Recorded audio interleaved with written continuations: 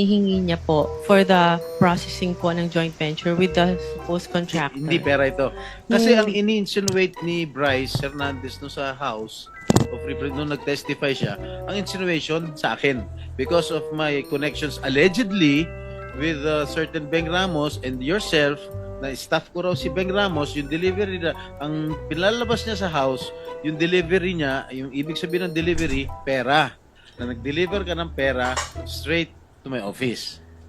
Yun ang insinuation niya eh. Ang agreement po is kami po kasi yung gagastos sa processing No, fee. no. So yun po siguro I'm yung telling you, i-refer niyang excuse me, pera. I'm telling you that that was his insinuation when he testified in the House Yes. House of Representatives. Yes. Pero right now, you are saying na hindi mo ako kilala, hindi po. ka nagpunta sa aking Hindi tanggapan. rin po. Correct? Yes, Your Honor. So lumalabas talaga na wala akong kinalaman kung ano man ang transaksyon ninyo ni Bryce Hernandez. Am I correct?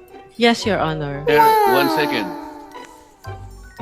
1 second. With the permission of Senator Estrada. Yes, please. So, hindi mo kilala si Senator Inggoy at hindi ka nagdala ng pera sa kanya. Hindi po. Kahit po kay Bryce, wala po akong dinalang pera. Okay. So, talagang safe ka na. Please, continue.